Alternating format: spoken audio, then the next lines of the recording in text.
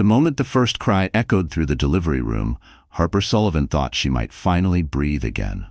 After 37 hours of labor, 3 emergency alarms, and a terrifying drop in her blood pressure, her triplets were alive. Tiny, fragile, but alive. Tears blurred her vision as she reached out with a trembling hand, desperate to touch at least one of them. Instead, a pen and a stack of divorce papers were pushed into her line of sight. Cole Maddox, her husband, stood at the foot of the bed in a tailored charcoal suit, untouched by the chaos around them. His expression was cold, impatient, as if he were reviewing a contract at work, rather than watching his wife fight for her life. "Sign it, Harper," he said quietly. "Let's make this clean. Those babies, they're not mine." The words cut deeper than the surgical incision across her abdomen. Harper tried to lift her head, tried to speak, but her voice cracked into a whisper. "Cole, please, not now." But he had already placed the pen between her fingers. Her hand shook uncontrollably, not from fear, she had been afraid for months, but from the realization that the man she had loved for 7 years couldn't even wait until she left the operating table. He signed his own name with a swift, confident stroke. A nurse gasped, another turned away. The anesthesiologist muttered a curse under his breath. But Cole didn't flinch. He dropped the papers onto her blanket, leaned in and whispered, "Enjoy your new life with whoever fathered them," before walking toward the door. The room felt suddenly colder. Then, a knock. A delivery nurse stepped in, holding a newborn chart. She glanced at Cole, confusion tightening her brow. "Sir, before you leave, we need to confirm something."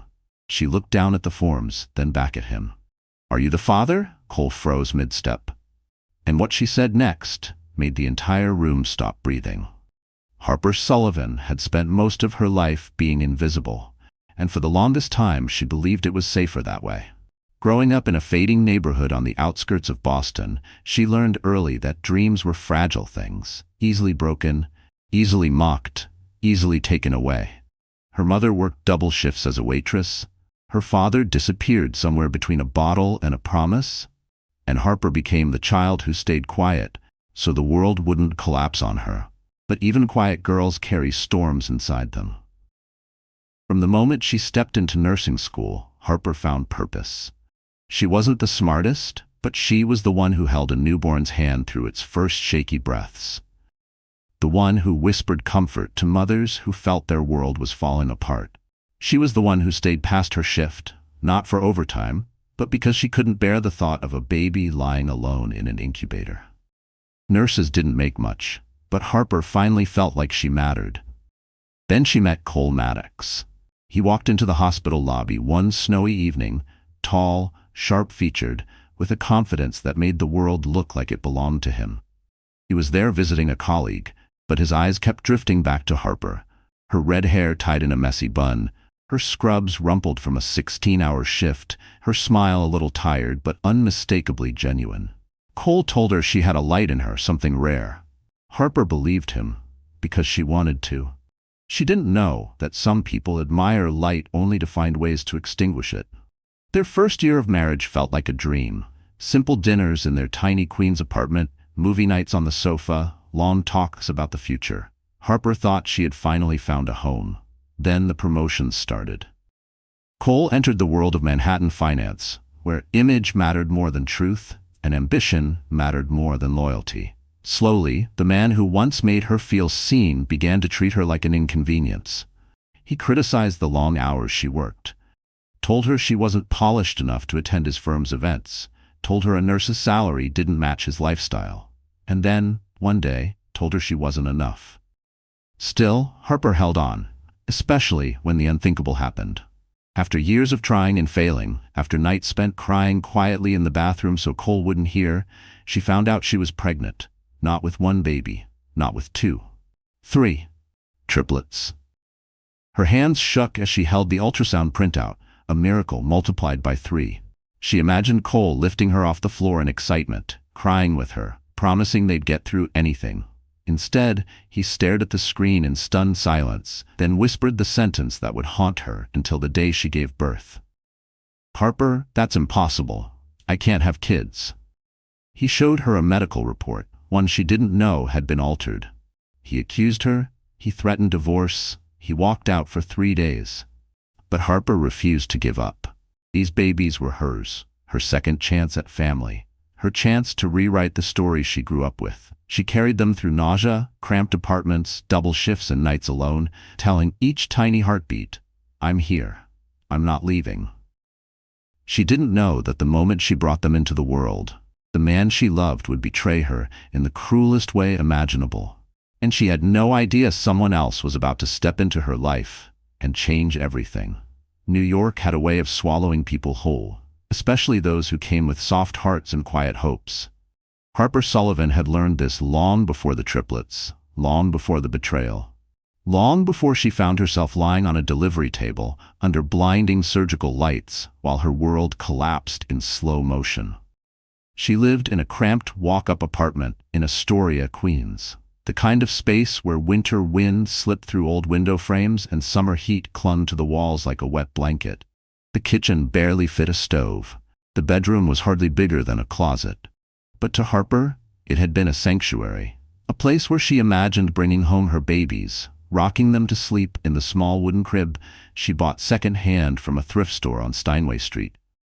Every morning, she rode the N train into Manhattan for her shifts at St. Victoria Medical Center, a towering hospital nestled between sleek glass buildings on East 68th Street. It wasn't glamorous, but it was hers, her routine, her purpose. The polished white floors, the soft beeping of monitors, the echo of carts rolling down hallways. It all reminded her that she belonged somewhere, even if home no longer felt like home. Cole, meanwhile, lived in a different New York entirely. His world existed in mirrored boardrooms on the 42nd floor of a Park Avenue tower, where men in tailored suits closed deals worth millions before lunch and celebrated with dinners that cost more than Harper's monthly rent. His colleagues drove black Mercedes and wore watches that flashed under chandelier lights. He fit right into that world, slipping into ambition the way others slipped into a warm coat. But Harper had never belonged there. And the deeper Cole moved into that life, the more she faded from his. Their marriage had begun in a modest apartment and ended in a penthouse she rarely stepped foot into. Cole refused to bring her to company events, said she looked too tired, that nurses didn't really fit the vibe. He started coming home later, then not at all. And when he finally stopped pretending, their world split cleanly in two, his world of polished marble and her world of scuffed hospital floors. The clash between those worlds became undeniable the night Harper went into early labor. Snow hammered against the windows as she struggled to breathe through the contractions. She called Cole first, 3 times. No answer. He was at a corporate banquet at the plaza, where crystal chandeliers sparkled and Verena, his assistant, hovered at his side. Harper took a cab alone, gripping the seat as pain tore through her. The city blurred past. 5th Avenue, Central Park South, the rushing lights of ambulances crossing intersections. She arrived soaked in sweat, shaking, terrified. Inside St. Victoria's maternity ward, the atmosphere swung between chaos and urgency. Doctors rushed, machines whirred, nurses whispered updates and counted heartbeats. Harper's vision blurred as the contractions worsened, as her blood pressure plummeted, as the world narrowed into a tunnel of white noise. Cole arrived only when it was already too late to pretend he cared. He didn't touch her.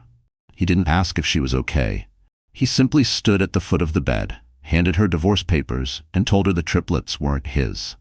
But the hospital had one more surprise for him, one he never could have predicted, because someone else had stepped into the role he abandoned. And the paperwork already carried that man's name. If Harper was the quiet force holding her world together, then Cole Maddox was the storm tearing it apart. He hadn't always been that way, at least not in the beginning. But power has a way of revealing the truth about people. And for Cole, truth was an ugly thing wrapped in an expensive suit. Cole grew up in a wealthy New England suburb where reputations mattered more than morals.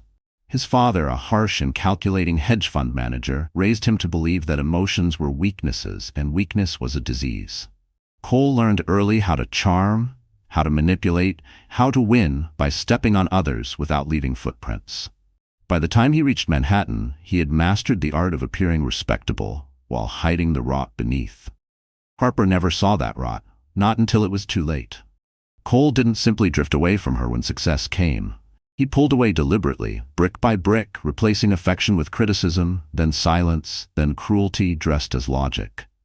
He blamed her for his stress, blamed her for not matching his lifestyle, blamed her for wanting a family he wasn't sure he could give. But none of that compared to Verena Lowe. Verena entered Cole's life with a smile so polished it looked manufactured. As his junior analyst, she carried spreadsheets, catered lunches, and typed notes, but beneath her soft voice and shy posture was a razor-sharp hunger. Verena didn't want a job. She wanted a future built on someone else's ruin. And she chose Cole the way a wolf chooses the weakest deer in a herd, quietly, patiently, with unblinking focus. The first time Harper met her, Verena offered a handshake that was polite but cold, her eyes scanning Harper's thrift store sweater with a glimmer of superiority. "You must be Harper," she said. "Cole talks about you, sometimes." Harper didn't know it then, but Verena had already accessed Cole's encrypted health records. She already knew about the outdated medical note, stating Cole had extremely low fertility. She already understood how to twist that into a weapon. And she did. Night after night, she cornered Cole in the office, offering sympathy, offering validation, and eventually offering herself. She was the one who planted the seed. "Triplets? With your condition? Cole, you need to think about what that means." Cole listened because he wanted to, because doubt fed his ego more than truth ever could.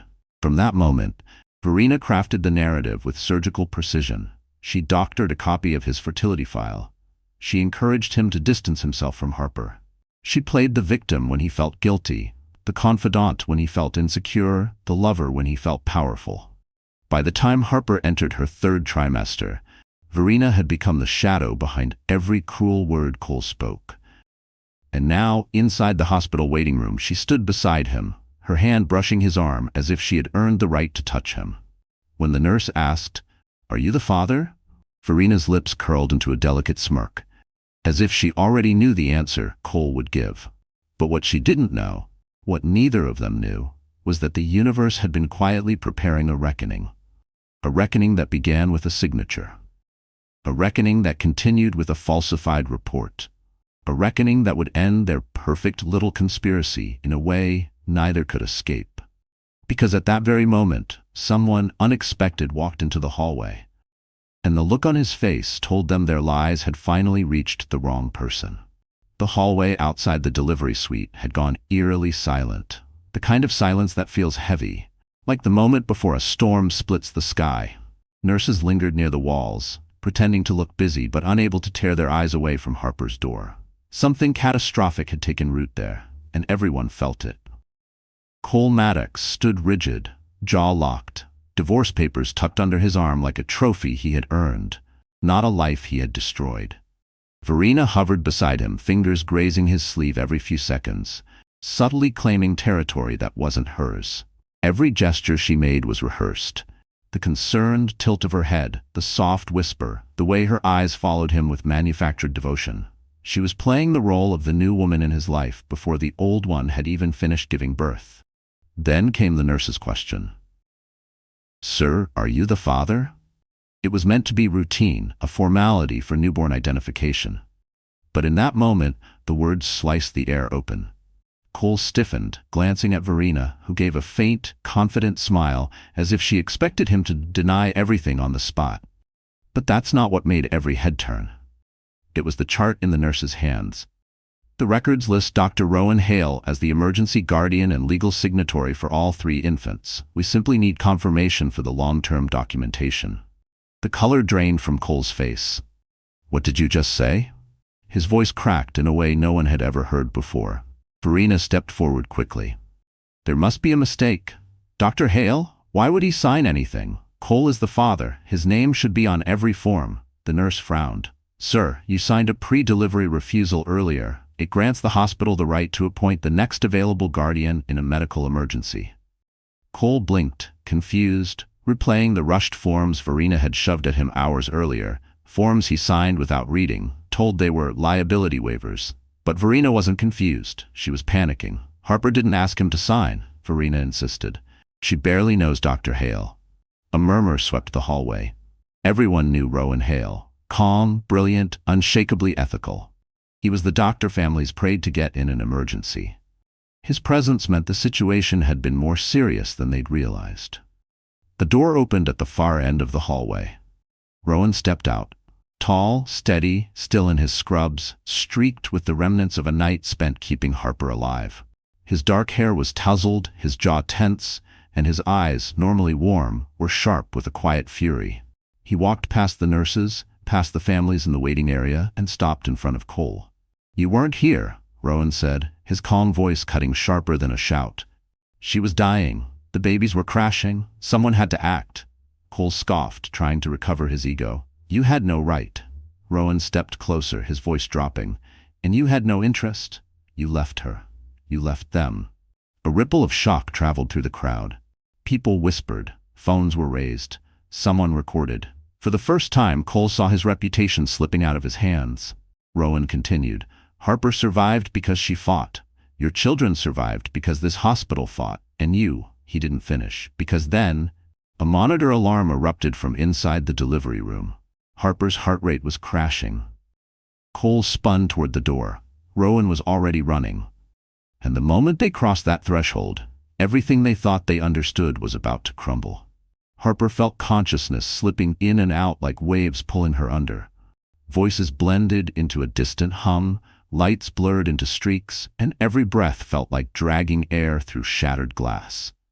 She could sense movement around her, hands adjusting tubes, the metallic click of instruments, shoes rushing across the floor. She knew she was in trouble long before anyone said the words aloud. Her chest felt heavy, too heavy. Her limbs tingled, then went numb. And somewhere behind the haze, she remembered Cole's voice. Cold, final, abandoning her at the very moment she needed him most. That's when she broke. Not loudly, not dramatically, but quietly. So quietly it would haunt her later. A single tear slipped down her cheek, unnoticed by the chaos around her. It wasn't from physical pain. It was the kind that comes when the last thread of hope snaps. The kind that steals the air from your lungs and replaces it with a hollow ache nothing can fill. "She's losing pressure," a nurse shouted. "We need to stabilize her, now." Harper wanted to speak, wanted to tell them she was fine, that she just needed a moment, that she wasn't ready to leave her babies alone in this world. But her lips wouldn't part, her voice wouldn't rise. Instead, her mind drifted into memories she didn't choose. Her mother's warm hands tucking her into bed. Her younger self promising she'd be a different kind of parent. Her first positive pregnancy test, the miracle she thought she'd never have. Cole smiling at her once upon a time, before ambition and lies carved him into someone unrecognizable.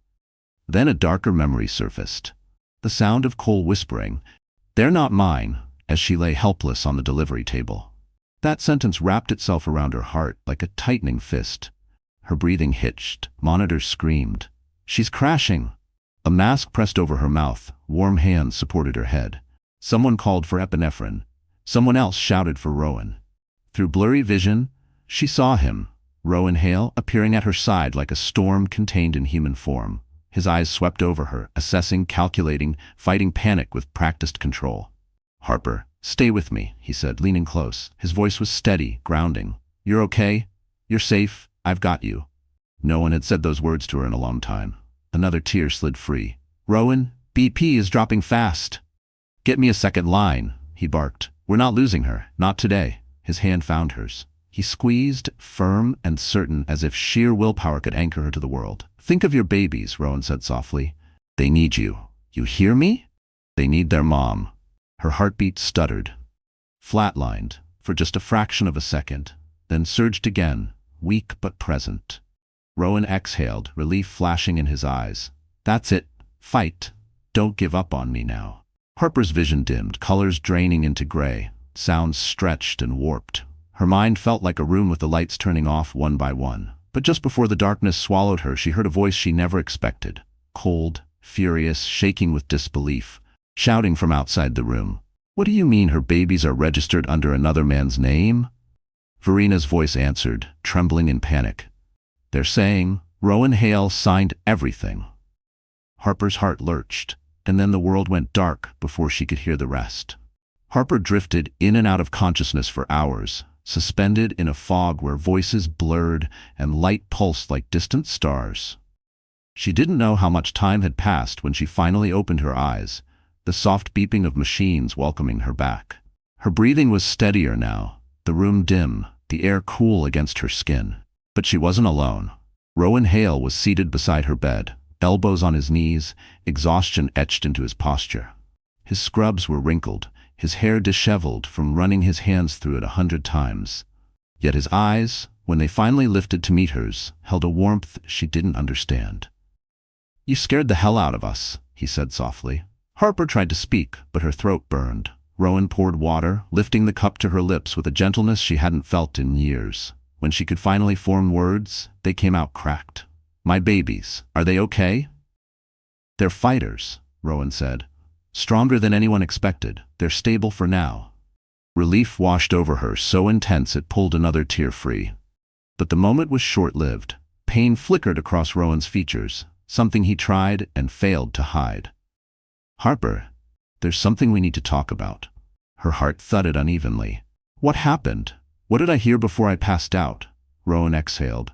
"The hospital had to list a legal guardian during the emergency. Cole wasn't here. You weren't conscious. Protocol required someone else to sign. And you," Harper whispered. "I was the physician on duty, so yes, I signed." Then he added quietly, "The babies carry the last name Hale until the paperwork changes." Harper's breath caught. The thought of her children linked to a man she barely knew, legally, officially, felt surreal. "But that's not the real issue," Rowan continued, his voice lowered. "Cole's fertility records, they were altered." Harper blinked. "Altered? What do you mean?" Rowan stood, retrieving a file from the counter. His movements were slow, careful. His medical chart was edited, lab values changed, diagnoses fabricated. He met her eyes. "Cole isn't infertile. He never was." The world tilted. "But he showed me papers," Harper stammered. "He said he couldn't." "He believed they were real," Rowan said, "but someone else had access to his health system profile, someone who knew exactly what to change." The implication rang loudly in the small room. "Verena," Harper felt cold creep up her spine. Rowan continued, "And there's more. When you passed out earlier, the NICU pulled additional genetic markers to verify parentage for emergency blood matching." Harper's pulse quickened. "What did they find?" Rowan hesitated, long enough that her stomach dropped. "The triplets markers are a 99% match with Cole's. They're biologically his." Her breath hitched. The months of doubt, the accusations, the divorce papers shoved into her shaking hands, all of it based on a lie someone wanted Cole to believe, a lie that ruined her. "Why?" Harper whispered, voice trembling. "Why would someone do that?" Rowan's jaw tightened. "You need to know something else about Verena Lowe. She wasn't just Cole's analyst. She attended your nursing program years ago." Harper's eyes widened. A memory flashed. Verena's cold handshake, the faint smirk, the way she'd looked at Harper like she knew her weaknesses. "She sabotaged you once," Rowan said. "Scholarship records, recommendation letters.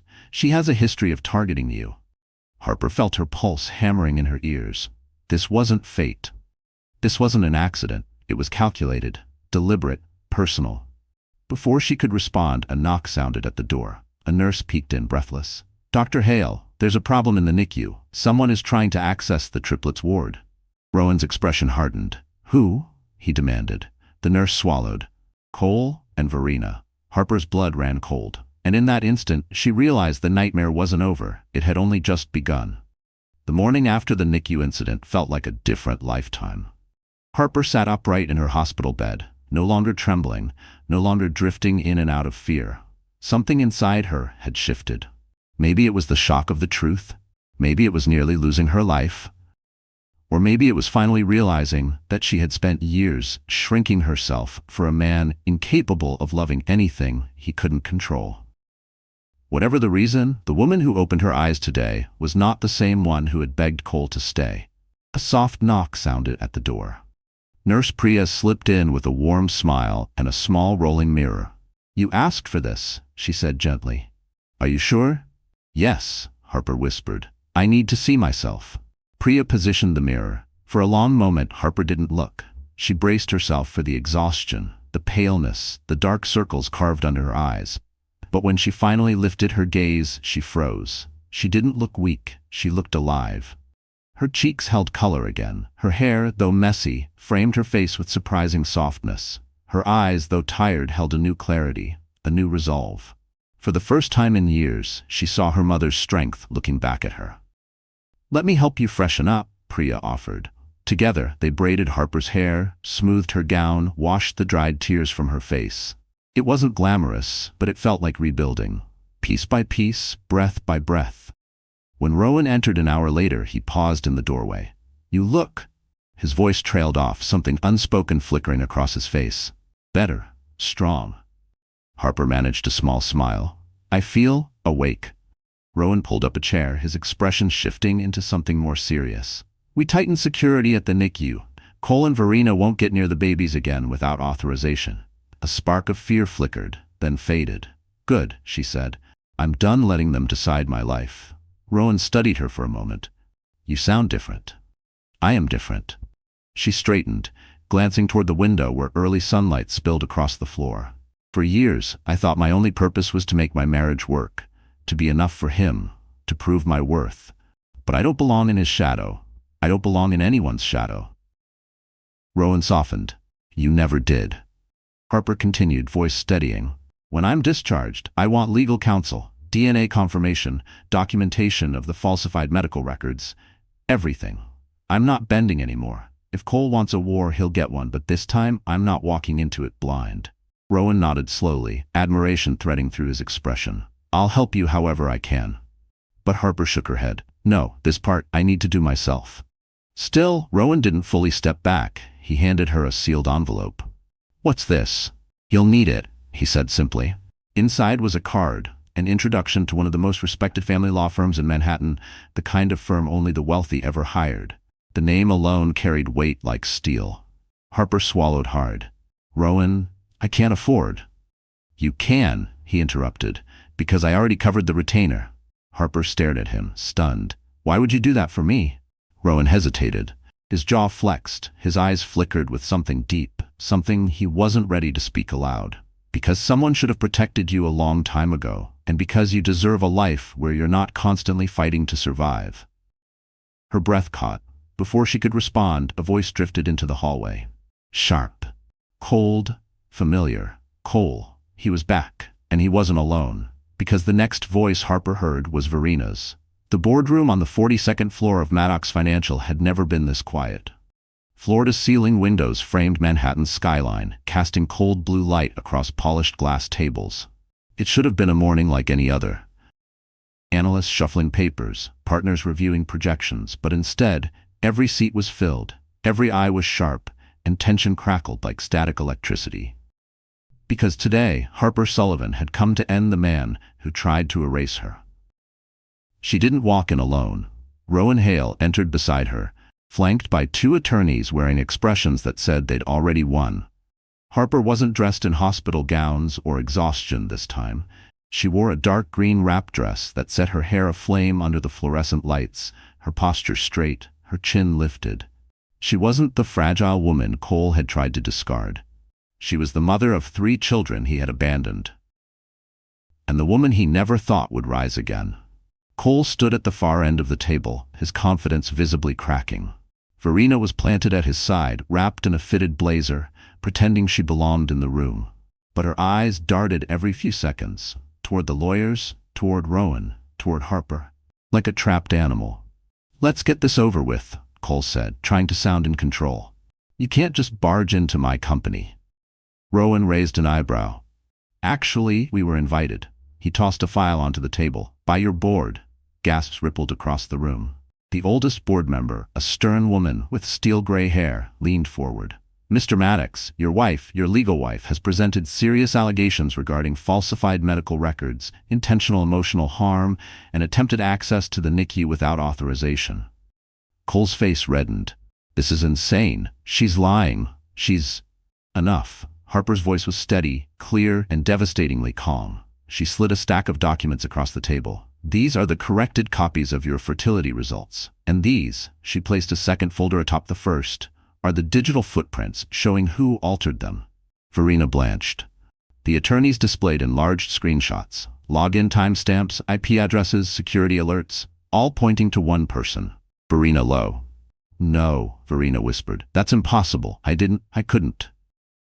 Rowan stepped closer, his gaze piercing. You accessed a restricted medical portal using credentials stolen from a retired administrator. You forged results. You manipulated Cole into destroying his marriage, and then you tried to enter the NICU to interfere again. The board erupted. Cole staggered back as if struck. You did this? Verena. She snapped. You were supposed to leave her. You chose her over me every time, even when you didn't realize it. I had to make you see the truth. That wasn't truth, Harper said quietly. That was obsession. Verena lunged forward suddenly, pointing at Harper with shaking hands. You don't deserve him. You never did. He's mine. Security burst into the room, summoned earlier by Rowan. Verena shrieked as they seized her arms. Cole didn't move to stop them. As she was dragged out, she screamed, This isn't over. You'll regret this. All of you. Silence fell.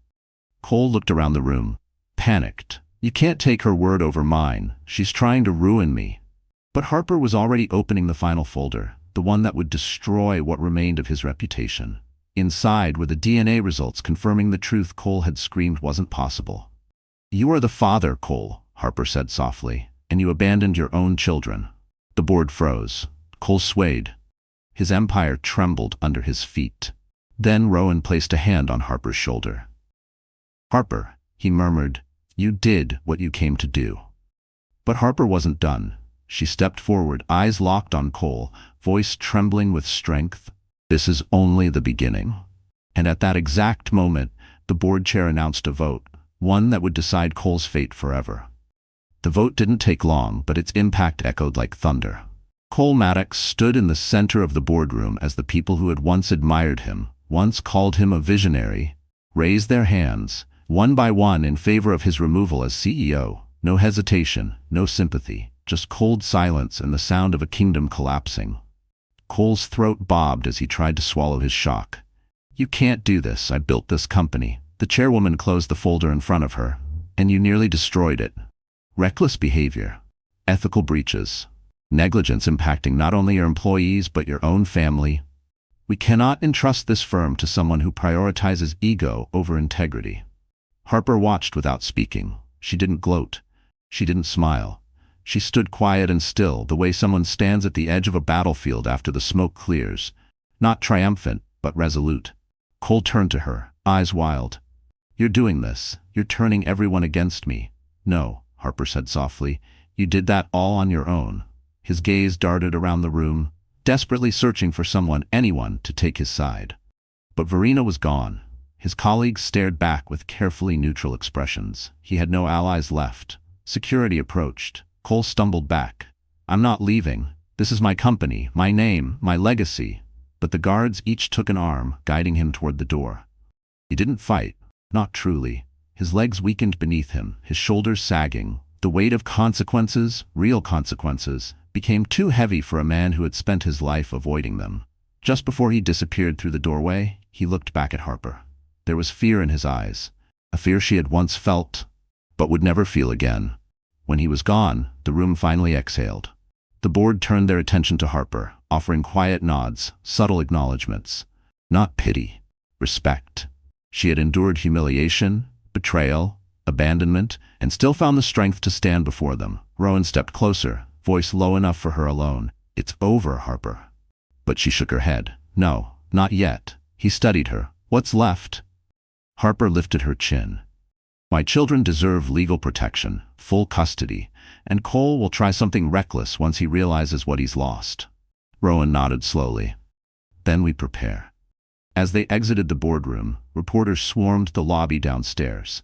Cameras flashed like lightning, microphones thrust forward. The headline was already spreading through Manhattan. Disgraced CEO removed after paternity scandal and medical fraud. Harper raised a hand instinctively to shield her face, but Rowan gently shifted in front of her, blocking the barrage of cameras with his body. It's okay, he murmured. I've got you. His presence, steady, calm, solid, felt like a lifeline.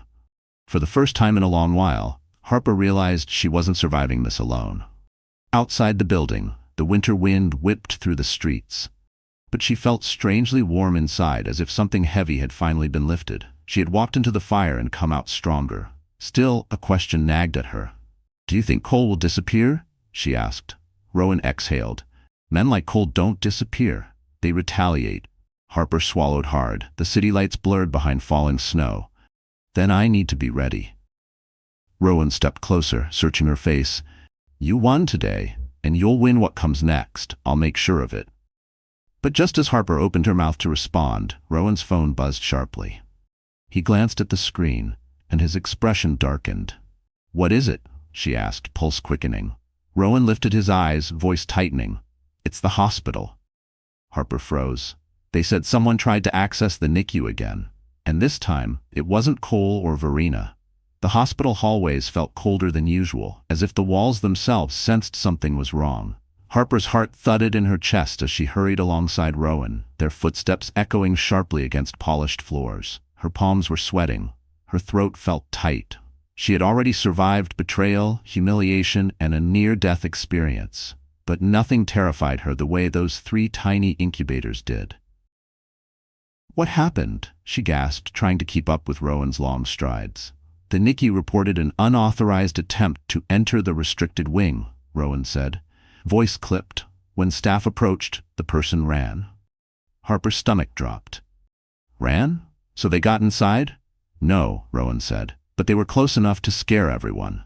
They rounded the corner toward the NICU entrance. Security guards stood by the double doors, tension radiating from their stiff posture. One guard stepped forward as Rowan approached. "Dr. Hale, we reviewed footage," the guard said. "The suspect was wearing a visitor badge, but it wasn't issued today." "How did they get it?" Harper whispered. The guard hesitated. "We're tracing that now, but there's something else." He turned to Harper. "Ma'am, the badge was issued under your name." Harper felt her knees nearly buckle. What? "I didn't request any badges. I haven't left the maternity wing." Rowan's jaw clenched. Someone is spoofing her identity. Panic crawled up Harper's spine like cold fingers. Who would do this? Cole was furious, yes, but reckless entry into a NICU? Even he wouldn't risk harming his own children. And Verena was in police custody. So who? Rowan gently touched her elbow. "Come on, let's check on the babies." They entered the NICU, greeted by the steady, rhythmic beeping of heart monitors. The warm, low-lit room always felt like sacred ground, the place where fragile beginnings fought their way into the world. Harper hurried to the incubators where her triplets lay, small and perfect, connected to monitors but breathing steadily. Noah, Grace, Oliver, her entire reason for breathing. She touched the glass gently, her voice barely a whisper. "Mommy's here." "They're okay," Rowan murmured. Nothing was tampered with. Harper exhaled a shaky breath. Relief washed over her, but it was thin, fragile, easily pierced. "Someone's targeting them," she said, voice trembling. "Why? What do they want?" Rowan didn't answer immediately. Instead, he motioned for the NICU nurse to give them space. Once the room quieted, he turned to Harper with a seriousness he'd never shown before. "There's a possibility," he said slowly, "that this has nothing to do with Cole." Harper frowned. "Who else would want to hurt my children?"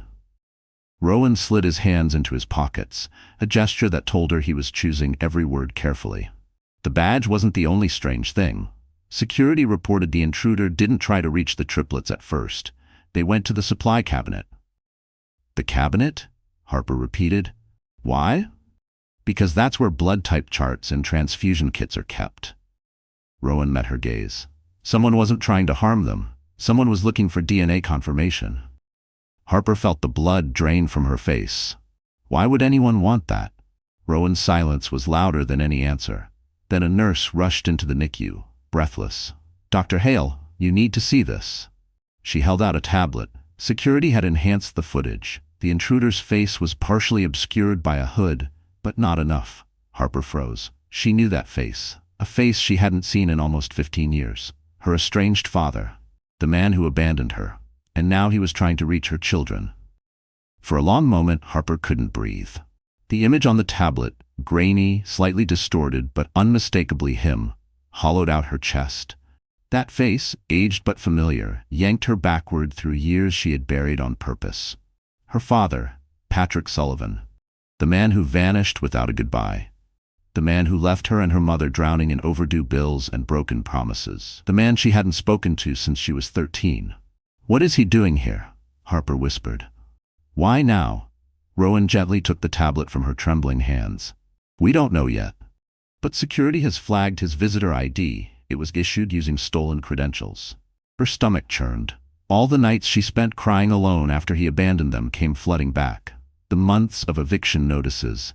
Her mother working triples to keep them afloat. The crushing guilt she carried when her mother became sick. Harper had learned early that the people meant to protect you were sometimes the first to walk away. She hadn't expected him to return. She definitely hadn't expected him to return like this. Rowan stepped closer. "Harper, when was the last time you saw him?" 15 years ago, she whispered. "He walked out, didn't call, didn't send money, didn't even show up when Mom got sick. I thought he was dead." Her voice cracked on the last word. Rowan's expression softened. "Maybe he's desperate. Maybe something happened." Harper shook her head. "He was never desperate enough to come home, not for me, not for her." She stared at the newborns in their incubators, the tiny lives she would die to protect, and the thought of her father, the man who couldn't even protect his own child, trying to access them, made her skin crawl. The NICU nurse lingered nearby, hesitant. "There's more. We pulled hospital records from admissions earlier this morning. Someone under your father's name requested a consultation with genetic specialists." Harper's eyes widened. "Genetics? Why?" Rowan exchanged a look with the nurse, a heavy one. "Harper, there's a chance your father may be sick." Harper's breath faltered. "Sick?" "Certain genetic disorders require close biological relatives for treatment," Rowan explained carefully. "Sometimes grandchildren." The floor seemed to tilt beneath her. "No," she whispered. "He doesn't get to walk back into my life and demand anything. He doesn't get to use my kids as solutions." Rowan placed a steady hand on her shoulder. "You don't have to make any decisions right now, but you need to know the truth before he tries to reach you again." Harper swallowed hard. Her pulse thundered. She felt the old wounds opening, wounds she thought she'd sealed long ago. "But why steal a badge?" she murmured. "Why sneak around instead of talking to me?" The nurse lowered her voice. "Because the hospital declined his request. He wasn't authorized to learn anything about you or the babies. He tried to force access." Harper felt a disturbing mix of anger and dread twist inside her. Her father had always been unpredictable, charming when he wanted something, cruel when he didn't get it. But this was different. This was deliberate, calculated. Rowan hesitated before speaking again. "There's one more thing you should hear. The security team found something dropped near the NICU entrance." He reached into his coat pocket and handed her a folded piece of paper. Harper unfolded it slowly, her breath quickening as she recognized the handwriting, jagged, messy, painfully familiar. It read, "Harper, I need your children. Don't make me do this the hard way." Her hands shook, the room spun.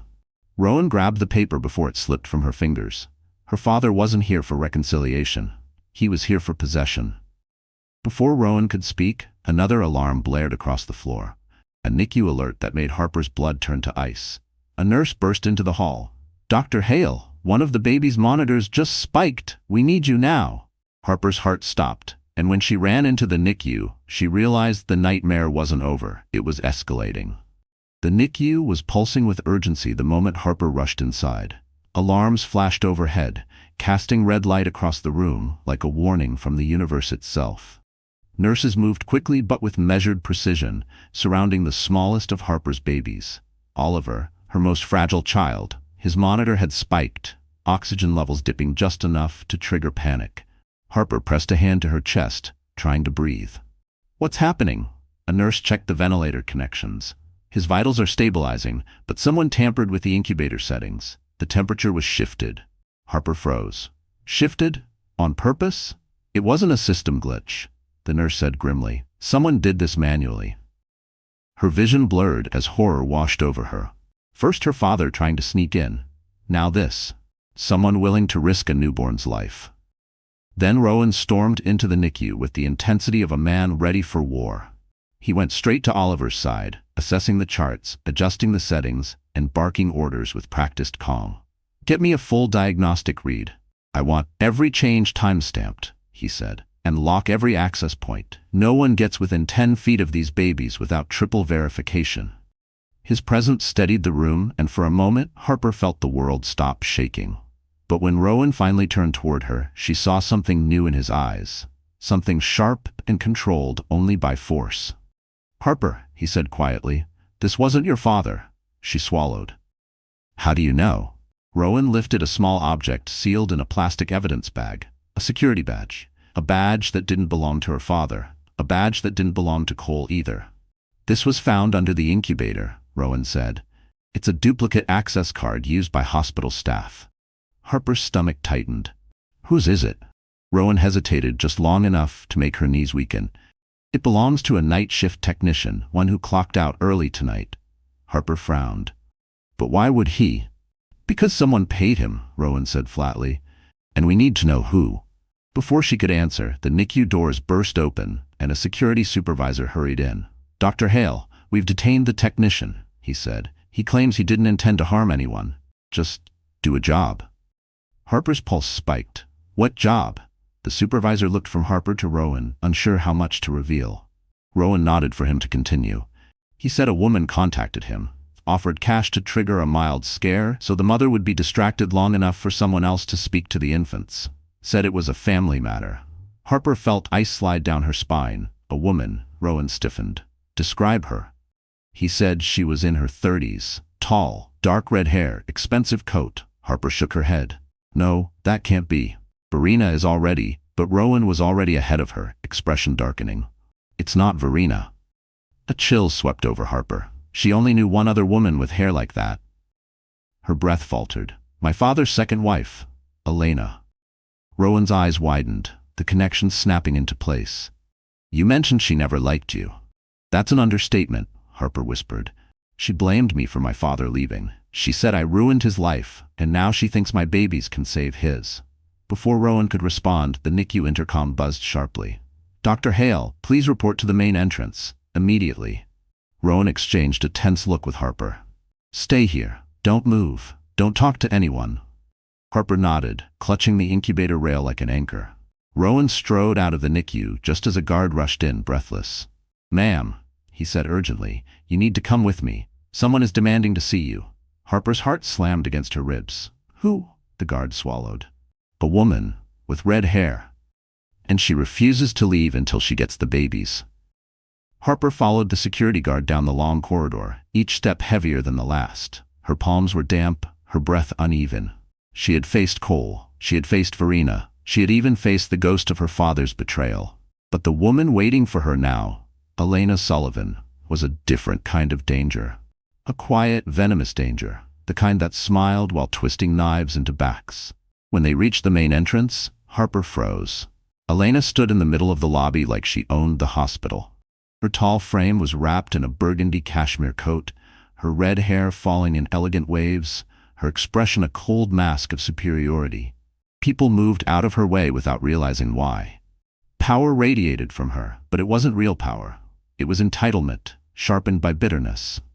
The moment Elena spotted Harper, her lips curved into a thin, poisonous smile. "Well," she said, her voice smooth as glass. "The prodigal daughter returns." Harper swallowed hard. "What are you doing here, Elena?" Elena took a step closer, her heels clicking against the marble floor. "I came for what should have been ours a long time ago." Harper stiffened. "My children aren't yours. They aren't Dad's. They're mine." Elena's smile didn't falter. "Patrick is dying." The words hit Harper like a punch to the chest. Elena continued, "He needs a genetic match for a stem cell treatment, something only close blood relatives can provide." "And you want to use my babies," Harper said, her voice raw. "You want to take from them the way he took from me." Elena's eyes hardened. "Your father gave you life. You owe him." "Owe him?" Harper's voice shook with fury. "He abandoned us. He left Mom to struggle alone. He wasn't there when she died. He wasn't there when I was forced to give up school. He didn't even say goodbye." "For God's sake, Harper," Elena snapped. "Let go of the past. This is bigger than your feelings." "No," Harper said softly, her anger steady now. "It's exactly about my feelings, and my boundaries, and my children, and you will never touch them." Elena's mask cracked for the first time. "You think you can stop me?" she hissed. "You think that doctor of yours can protect you?" I have lawyers too. I have money. And you, she looked Harper up and down, you have always been weak. Harper didn't flinch. Weak people don't survive what I survived. For the first time, Elena's composure wavered. Before she could respond, Rowan appeared behind Harper, his presence like a wall made of steel and fire. He stepped beside her without a word, eyes locked on Elena with a fury he rarely showed. You will leave this hospital, Rowan said evenly. You will not approach Harper again, and you will never, ever, come near her children. Elena laughed coldly. And who are you to make that decision? Rowan pulled a document from his coat and handed it to the nearest security guard. This is a temporary protective order, effective immediately. Elena's smirk finally collapsed. You can't do this, she spat. I already have, Rowan replied. But Elena wasn't defeated. Not yet. Her eyes glittered with something darker, something dangerous. You think this ends here? She whispered. Harper will come to eventually. She'll have no choice. And when she does, Rowan stepped forward, voice like ice. Get out. Security moved in. Elena glared at them, then at Harper, a glare filled with promises of future harm, before turning sharply and storming out of the hospital. Harper let out a shaken breath. Rowan placed a steady hand on her back. It's over, he murmured, but Harper's gaze lingered on the revolving doors where Elena disappeared. Because deep down, she knew something Rowan didn't. Elena never walked away without a plan, and she never attacked only once. The next morning, Harper sat in a polished wood conference room at Fairchild & Lawson, the Manhattan law firm Rowan had connected her to. Outside the windows, the city pulsed with winter sunlight, glittering off skyscrapers like shards of glass. Inside, tension simmered thick enough to taste. Her attorney, Mara Lawson, slid a stack of documents across the table. Harper, what we're building here isn't just a custody case, it's a full-scale protection strategy for you and your children. Harper nodded, her fingers brushing the edge of the paper. And Elena? And my father? We're filing restraining orders today, Mara said, along with a criminal complaint for attempted medical interference. She tapped the file. This technician's confession is enough for law enforcement to trace the money back to Elena and possibly to your father as well. The thought made Harper's chest tighten. She had spent years trying to stop her past from bleeding into her present, but now that past was crashing through the doors, demanding things she could never give. Mara continued, There's also the matter of Cole. His attorney sent a letter this morning, challenging the DNA findings and demanding access to the triplets. Harper stiffened. He abandoned us. He said they weren't his in front of witnesses. Mara gave a grim smile. And I'm going to tear him apart with that. His signature on the parental refusal form is legally catastrophic. Add in Verina's falsifications, his NICU intrusion attempt, and now his removal from Maddox Financial. This man is in no position to gain anything in court. Harper felt a mixture of relief and sorrow. She had wanted Cole to love their children, not weaponize them. But reality didn't bend to hope. Mara flipped to another page. Now about your father. There's something you need to see. She handed Harper a printed report, a hospital file compiled overnight by Rowan's contacts. Harper frowned. What is this? It's his medical situation, Mara explained gently, and something else. Harper scanned the pages. Each sentence hit harder than the last. Genetic marrow failure, progressive, prognosis poor. Then her eyes reached the line that froze her heart. Potential candidate for experimental treatment pending family match verification. Her hand trembled. So it's true, he's dying. Yes, Mara said softly, and he believes access to your children is his only chance. Harper closed her eyes, swallowing the ache rising in her throat. She wasn't heartless, she wasn't vengeful, but saving the man who had never saved her, sacrificing the children he never wanted? No, not anymore. Mara leaned forward. Harper, we also uncovered something else, something about Elena. Harper looked up, startled. What about her? She's not just your father's wife, Mara said. She's his financial guardian, which means if he dies before receiving treatment, she inherits everything. Harper blinked. Everything? Every asset, every investment, every property. And if he lives? Mara's lips tightened. She gets nothing. It hit Harper like a lightning strike. Elena wasn't fighting to save her husband, she was fighting to save her inheritance. Rowan suddenly appeared in the doorway, slightly out of breath. Harper, he said urgently, There's new information. Security reviewed another camera angle. Harper's pulse spiked. About Elena? Rowan shook his head. No, about your father, Mara frowned. What is it? Rowan stepped inside, closing the door behind him. Patrick didn't come to the hospital alone, he said. He had help. Harper's breath snagged. Whose help? Rowan hesitated, then answered. Cole's. Harper's world lurched, and in that instant she realized two men who once abandoned her had now joined forces against her. Harper felt the air leave her lungs. Cole, the man who once vowed to build a future with her, now aligned with the father who abandoned her? It felt impossible, yet something in her gut told her it made a twisted kind of sense. Two men who thrived on control, both threatened by her independence, both panicked by the consequences of their own actions. Rowan stepped forward, placing the security photos on the table. This was taken 2 hours before Patrick attempted to breach the NICU. That's him, and that's Cole handing him an envelope. Harper stared at the grainy image. Cole's expression was furious, tight-jawed, his shoulders stiff. Patrick looked desperate, unwell, but determined. The envelope between them felt like a physical symbol of betrayal. What's in the envelope? She whispered. Cash, Rowan replied. And instructions. Your father was supposed to obtain DNA evidence from one of the infants to strengthen Cole's new custody claim. Harper's breath hitched. He helped Patrick in exchange for access to my babies? Mara, her attorney, nodded grimly. It aligns with Cole's latest legal filing. He's now claiming you coerced Rowan into falsifying the guardian paperwork. He's building a narrative that you're unstable, vindictive, and acting against the children's best interest. Harper almost laughed, not from humor, but disbelief. After everything he did to us, he wants to paint himself as the victim? Mara leaned back. Desperate men rewrite stories to survive them. But Rowan wasn't amused. His eyes burned with a protectiveness that went far deeper than duty. He's not getting near those kids, Rowan said. Not now, not ever. But we need to strike first, legally and publicly. Harper straightened. What do you need from me?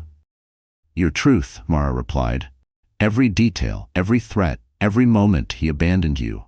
The court needs to see the full pattern. For the first time, Harper didn't feel shame. She felt something else, strength. She told them everything, her voice steady, the memories no longer chains but evidence. Rowan remained at her side throughout, silent but unwavering, his presence grounding her like a steady pulse. When she finished, Mara closed her notebook. Good. We'll file a restraining order against Cole within the hour, and we're requesting emergency custody protections. With the evidence we have, the judge will rule in your favor. Harper exhaled shakily. Relief mingled with fear, the kind that comes when a new storm forms on the horizon. Rowan turned to her. There's more. Her stomach tightened. I don't think I can take any more. You can, he said softly. You already have. He set another document in front of her, this time a hospital internal memo. Harper frowned. What am I looking at? A complaint, Rowan said. Filed by Cole, against me. Harper's pulse skidded. He's accusing me of improper conduct with a patient. With you. Harper shot up from her chair. What? That's a lie. Rowan nodded. Of course it is, but if it sticks, I lose my medical license. And he knows that. He's trying to remove me from your side so you'll stand alone again. Harper's fists clenched. I won't let him do that. I won't lose the one person who's actually protecting us. Rowan's eyes flickered. A rare moment of vulnerability. We'll fight it. Together. Mara looked between them, then placed a new file on the table. This is our counterstrike, and once we file it, Cole will have no path left. Harper nodded, bracing herself, but before Mara could continue, her phone buzzed sharply. She glanced at the screen, and her expression drained of color. What is it? Harper whispered. Mara looked up, voice tight with dread. The judge wants an immediate emergency hearing. Rowan stiffened. When? Now. Now, Mara said. As in 30 minutes. Harper's heart pounded, because the fate of her children was about to be decided, and Cole would be waiting for her in that courtroom. The courthouse smelled faintly of old paper and winter air as Harper stepped inside, every nerve in her body thrumming. Rowan walked at her right, Mara at her left, the three of them moving with a quiet urgency that turned heads. Harper's palms were damp, her stomach tight, but her spine stayed straight. She wasn't here as a victim today. She was here as a mother. Inside the courtroom, Cole was already waiting, seated confidently beside his attorney, smugness returning to his face like a stain resurfacing under bright light. He had dressed the part too, a crisp navy suit, silver tie, hair slicked back. He looked like a man who believed he could charm a judge the same way he charmed investors. But his eyes flickered when Harper entered. Not with guilt, with fear. He saw the change in her, the strength, the steadiness, the refusal to shrink. Harper didn't look at him. She took her seat beside Mara, Rowan standing behind her like a silent fortress. The judge entered, stern, silver-haired, commanding silence with a single glance. "This emergency hearing has been called," she began, "to address 3 matters: temporary custody of the minor children, alleged misconduct by Dr. Rowan Hale, and concerns for the safety of the infants in the neonatal intensive care unit." Harper's heart pounded. 3 battles in one arena. Cole's attorney rose first. "Your Honor, my client was wrongfully excluded from his children's lives. Miss Sullivan and Dr. Hale conspired to assign guardianship to him. Their actions were premeditated and designed to sever paternal rights." Rowan's jaw tightened. The attorney continued, "Furthermore, we have reason to believe Dr. Hale engaged in inappropriate emotional entanglement with a vulnerable patient." Mara stood so sharply her chair scraped the floor. "Objection. We have documented evidence proving Mr. Maddox falsified narratives to hide his own negligence and intentional abandonment." She handed a binder thick enough to make the judge raise an eyebrow. Inside were copies of Cole's signed parental refusal, testimony from multiple hospital staff, security footage showing him yelling in the NICU hallway, Verina's confession tying him to falsified medical records. The judge flipped through the binder, her expression flattening. "Mr. Maddox, is this your signature on the refusal form?" Cole swallowed. I was misled." "Answer the question." "Yes," he muttered. "And you knowingly left the hospital during a high-risk labor?" "I thought the children weren't mine." "That is not an acceptable excuse for abandonment," the judge snapped. Harper felt Rowan place a steady hand on the back of her chair. She didn't look up, but she felt the warmth of it, and it steadied the tremor in her breath. Then Mara stepped forward again.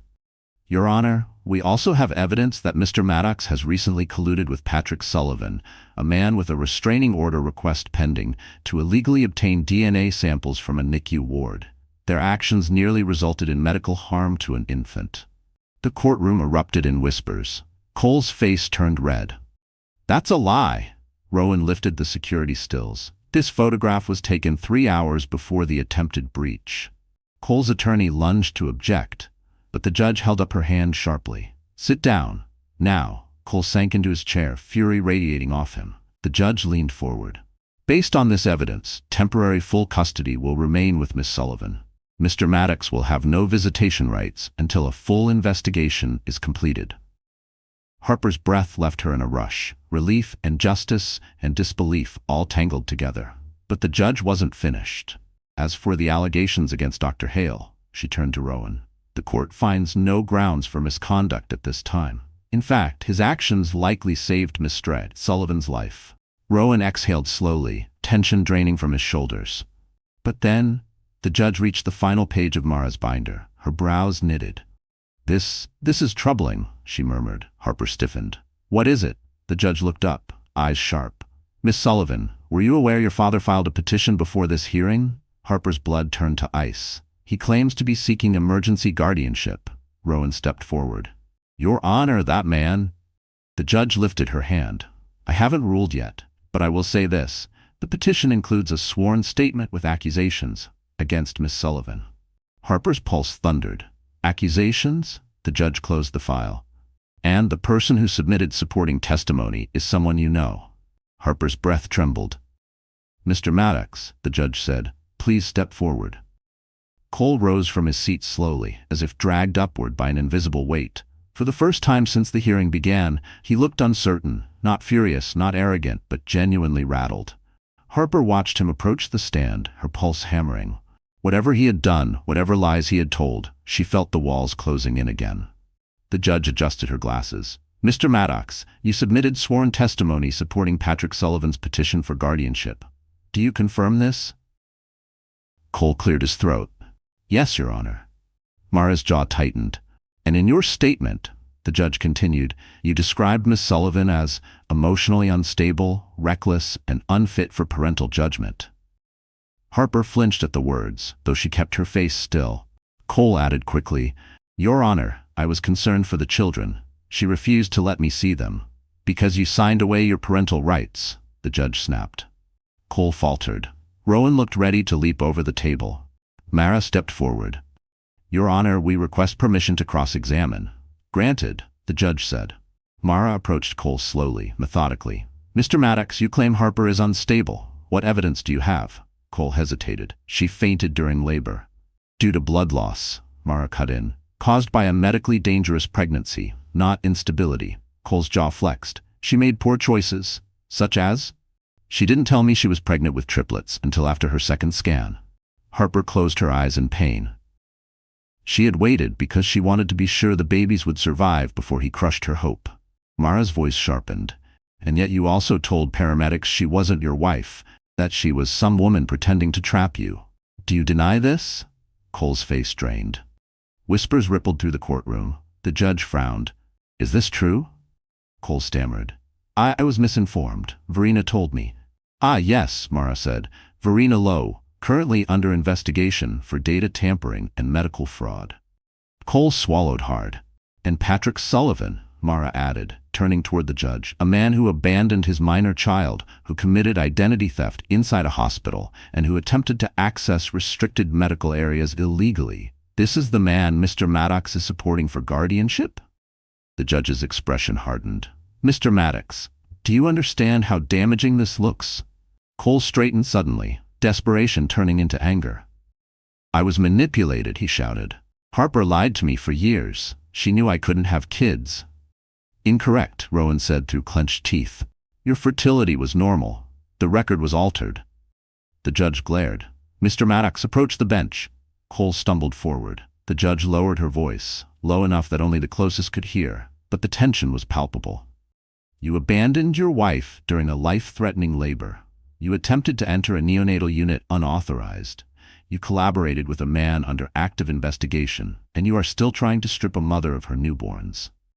Her tone sharpened. Your credibility is non-existent. Cole's eyes widened, panic finally breaking through his arrogance. She raised her voice again for the record. I am ordering a full criminal investigation into your actions and your involvement with Patrick Sullivan. A gasp swept the courtroom. Harper felt her breath return in a slow, shaky wave. Cole sank backward into his chair, hands trembling. The judge turned pages again, scanning the documents. This petition from Patrick Sullivan is based on forged timelines, unsupported allegations, and false claims of neglect. It is hereby. Before she could finish, the courtroom doors burst open. A bailiff hurried inside, whispering urgently into the judge's ear. Her expression shifted. Confusion, then alarm. She rose. Miss Sullivan, Dr. Hale, you need to come with us immediately. Harper's heart slammed into her ribs. What happened? The judge looked directly at her, voice grave. It's the babies. Rowan's hand gripped the back of Harper's chair. The judge continued. They've gone missing from the NICU. Harper didn't remember how she got from the courtroom to the hospital. One moment she was staring at the judge's pale face, the next she was sprinting through the hospital corridors, her breath coming in raw, jagged bursts. Her body moved faster than thought, faster than fear, faster than Rowan calling her name as he raced behind her. Her babies were missing. Gone. Vanished from the NICU, the safest place in the building. Security alarms blared overhead, and red lockdown lights pulsed across the ceiling. Staff rushed past them, frightened and confused. Voices echoed. Check all exits. Lock down the elevators. No one gets out without clearance. Harper's heart hammered against her ribs, ready to shatter. This can't be happening, she whispered. Not my babies. Not again. Rowan reached her side, gripping her shoulders. Harper, listen to me. They're alive. If someone wanted to hurt them, they wouldn't have taken them. We'll find them. But his voice trembled, just barely, and that terrified her more. A head nurse hurried over, tablet shaking in her hands. We reviewed the camera feed. The triplets were removed by someone wearing scrubs, mask, cap, gloves, full uniform. Can you see their face? Rowan demanded. No, but we tracked them through 3 hallways before the cameras went dark. Dark? Harper's voice cracked. What do you mean dark? Someone disabled them manually. Rowan swore under his breath. Harper pressed her palms to her forehead, fighting back panic. Who would do this? Cole's in court, Verina's in custody, Elena was escorted out. The nurse hesitated. We found this in one of the bassinets. She handed Harper a folded note. Harper's blood ran cold as she opened it. If you want them back, come alone. No signature, no instructions, just a demand soaked in threat. Rowan grabbed the note, jaw clenched. This is a trap. You're not going anywhere alone. Before Harper could respond, security radios crackled with frantic voices. Suspect sighted, northwest wing, carrying 2 infant carriers, moving toward the staff loading dock. Harper gasped. That's the old wing. Hardly anyone uses it, Rowan cursed, because it has private exits. They ran, faster than she thought her legs could move after childbirth, faster than logic, faster than fear. Down the hall, through double doors, into the dim, echoing corridor where fluorescent lights flickered above like nervous eyes. As they reached the end of the hall, a security guard sprinted toward them. Dr. Hale, Miss Sullivan, we found the 3rd carrier near the utility closet, empty but unharmed. Harper's knees almost buckled. Empty? Where's my baby? Tracks lead outside, the guard said, into the loading dock alley. Harper shoved past him, barreling through the exit door into the icy air. Her breath turned to vapor instantly, and then she froze.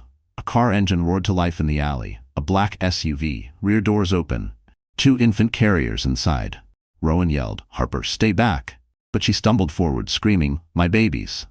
The SUV's headlights flared. Someone inside turned toward her. A silhouette, broad shoulders, a familiar outline that made Harper's heart stop. Her father. Patrick Sullivan. Still gripping one of the carriers, eyes hollow, desperate. But it was the second figure, seated in the driver's seat, that made Rowan curse aloud. Cole.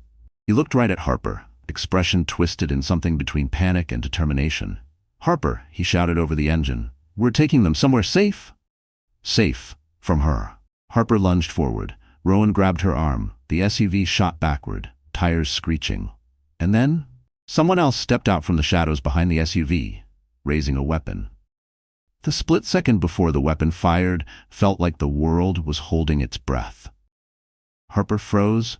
Rowan yanked her behind him, and the SUV screeched sideways as the gunshot cracked through the alley. The bullet struck the pavement inches from the back tire. Harper screamed. Patrick ducked inside the vehicle. Cole slammed the accelerator. But the shooter wasn't aiming at Harper, or the babies. He was aiming at the tires. Security burst through the loading dock at the same time, drawn by the shot. The SUV fishtailed, tires blown, crashing violently into the metal railing. Doors flung open. Patrick stumbled out with the infant carrier clutched to his chest. Cole crawled out on the driver's side, dazed but scrambling to grab the second carrier. Give me my children, Harper cried, sprinting forward as Rowan and security followed.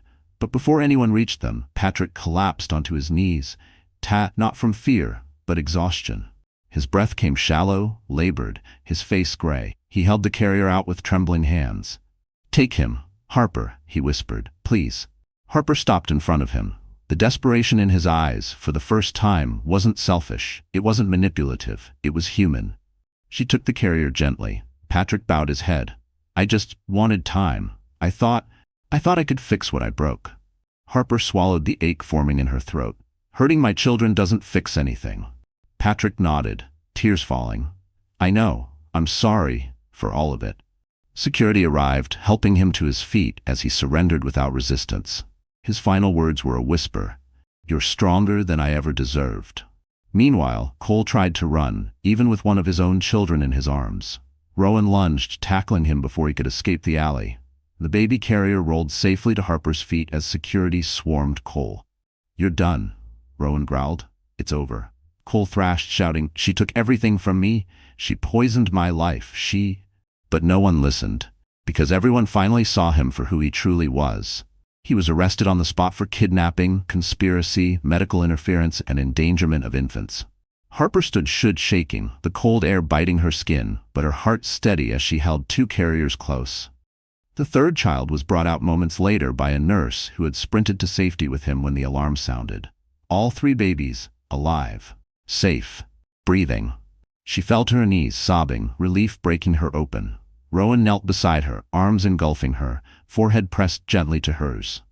"You did it," he whispered. "You protected them. You won."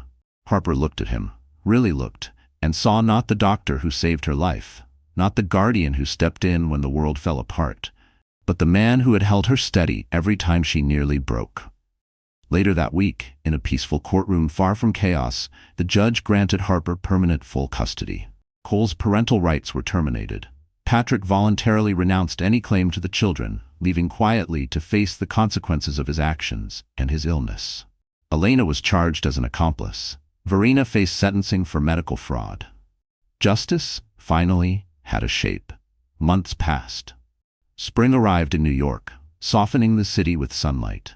Harper pushed a triple stroller through Central Park, the wind brushing her cheeks. Her baby slept peacefully, bundled in pastel blankets. Rowan walked beside her, holding her hand, not out of necessity, not out of protection, but out of something deeper, something chosen. "Harper," he said softly, stopping near the cherry blossoms, "I don't want to replace what you lost. I just want to build what comes next." Her heart swelled. She stepped closer, tears warm against the cool air. "Rowan, I want that too." Under the gentle bloom of spring, their lips met, not as rescuer and rescued, but as two people who had fought through darkness to find each other. The past no longer chased her. The future no longer frightened her. Her family, her real family, was right here. And for the first time in her life, Harper Sullivan finally felt whole. So our story has finally come to an end. And if you're still here with me, right now, in this exact moment, it means something in this journey touched your heart in its own quiet way. Maybe it reminded you of your own strength. Maybe it reminded you of the storms you once walked through. Or maybe it simply showed you that healing is possible, even after everything feels broken. You know, the Stoics used to say, the obstacle is the way. And Harper's story is proof of that. Every betrayal, every heartbreak, every loss, none of it stopped her. It shaped her. As Marcus Aurelius wrote, what stands in the way becomes the way. She didn't rise because life was easy. She rose because she refused to stay where pain left her. And my friend, yes, you watching right now, maybe you're carrying your own battle too. Maybe you're standing at a crossroads. Just remember, your story isn't over. You're allowed to choose a new chapter. If this journey meant something to you, even a little, I'd love for you to like this video, share it with someone who needs strength today, and subscribe so we can walk through more stories, more healing together. You're not alone, and I'm grateful you're here.